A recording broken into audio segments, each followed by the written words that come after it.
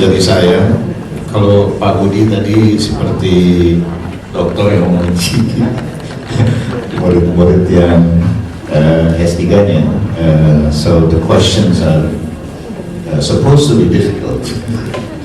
Dari saya santai saja. Tessa, I just want to clarify a few administrative things ya. Jadi kalau ada yang dari floor ingin bertanya bisa langsung itu atau tunggu sampai kita selesai dulu dari depan. Mungkin ini dulu Pak. Jadi panelis di sini adalah preferan dulu Pak selesai, tapi setelah itu baru keluar. Okay, so let's do this dengan kesepakatan Pak Budi dan Pak Ruby. Kita satu ronde ya. Satu ronde, kemudian kita beri kesempatan kepada floor. Nanti kalau kelamaan, nanti pada kekenyangan malah ketiduran di belakang. Kepada candidates, urutan kita balik. Jadi untuk menjawab pertanyaan saya sekarang Iwan kemudian baru Andy ya. Jadi bergilir supaya yang duluan tidak jawaban saya sama yang tadi. Untuk Iwan dan Andy, dari zaman dulu kita hadir di sini, presiden yang kedua dari Ikatan Alumni kita Pak Asmar Yuda. Dari zamannya Pak Asmar sampai ke tahun-tahun terakhir tahun 2000-an ini, dilema yang dihadapi oleh Ikatan Alumni itu selalu mencoba memuaskan semua anggotanya dengan berbagai acara, berbagai kepentingan, berbagai daya tarik. Dan ternyata mulai dari puluhan di tahun 80-an menjadi ribuan, mendekati 2000 di tahun 2000-an ini, kita menghadapi permasalahan di mana interest atau attractiveness dari anggota-anggota itu berbeda macam-macam. Kita adakan golf, yang nggak suka main golf marah kan. Kita bikin pertandingan bowling, yang suka akan ikut, yang tidak suka bowling akan nunggu dan minta dibikinkan acara yang mereka senangi gitu. Jadi the attractiveness of events tentu akan berbeda-beda. Bagaimana Anda akan mencoba memuaskan kepentingan atau minat daripada anggota-anggota Ikatan Alumni kita ini selama 3 tahun periode Anda bertugas nanti, dan bagaimana caranya untuk mengkomunikasi ini kepada mereka? Silakan. Terima kasih Pak Mustafa. Realitinya memang kita tidak bisa memuaskan semua pihak, itu betul sekali Pak Mus. Dan seperti tadi Pak Mus bilang, ini conceptually kalau saya jadi ketua, musyawarah mufakat tetap nomor 1 ya, sila keempat Pancasila. Jadi input interest dari anggota kita tampung Pak ya. Di kepengurusan itu nanti di pengurusan saya itu ada 8 head. I call them, kalau dalam bahasa lama Excom ya Pak ya. Nah, decision untuk mengadakan event ini ada di tangan 8 lead ini Pak. Yang terpikir dalam pemikiran saya adalah presiden dan wakil presiden itu harus setuju. Kemudian 50% dari sisanya itu harus setuju. And then we launch the event. Agak saklek ya, pakai puting begini. Intinya tetap musyawarah mufakat. Tapi ada certain situation di mana go no go itu harus tegas gitu. Kita nggak mungkin satu bilang aku nggak suka acara ini, akhirnya the whole thing stop. Okay, let's certain point kita coba musyawarah mufakat, tapi ada saatnya kita harus decide. Jadi kalau saya ketua itu manajemennya seperti itu Pak, kira-kira Pak. interestnya apa, kita punya regular meeting, kesepakatannya seperti apa, kita lakukan atau enggak, dananya berapa dan sebagainya. Kita bikin kasar perhitungan. Andai kan lebih dari 50% dari eskom tidak setuju, gitu. Itu akan kita publikasikan secara transparan bahwa itu aturan main di sini gitu Pak, bahwa event itu harus seperti ini persetujuannya. Jadi everybody understand why eventually we do not do certain thing gitu Pak. Itu Pak.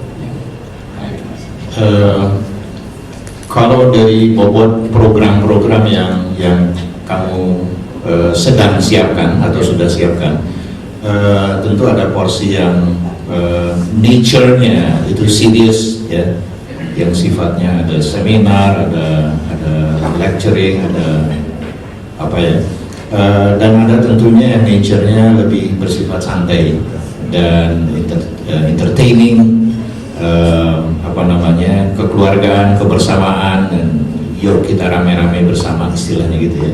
Kira-kira bobotnya di mana nanti untuk kepengurusan alumni kita ini? Kalau kembalikan ke vision dari yang saya presentasikan, bahwa kita ingin membangun professional network among alumni ya. Pada saat yang bersama kita ingin membantu mensupport karir dari alumni ya. Jadi dalam pemikiran saya itu imbang Pak. Santai itu bukan santai leha-leha nothing gitu ya. Ketemu seperti ini, we know each other, terbentuk trust level, chemistry terbentuk. Besok ada bisnis apa, sampai perlu pekerjaan atau apa, itu akan work. Jadi santai itu bukan santai. Santai itu adalah networking Pak. Jadi menurut saya harus imbang. Itu aja Pak. Oke, Andy. Terima kasih Pak. Jadi pada saat saya mengajukan menjadi calon atau kandidat menjadi alumni presiden, saya sepenuhnya menyadari bahwa alumni ini sangat heterogen. Saya membayangkan ketika saya menjadi presiden, kelas presiden dengan hanya sekitar 18 orang aja, maunya sudah macam-macam, apalagi ini ribuan.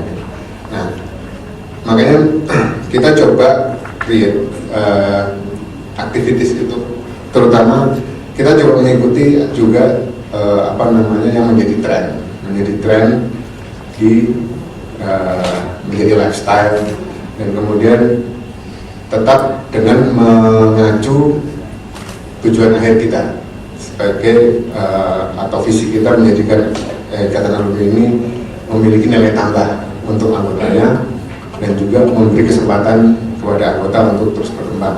Artinya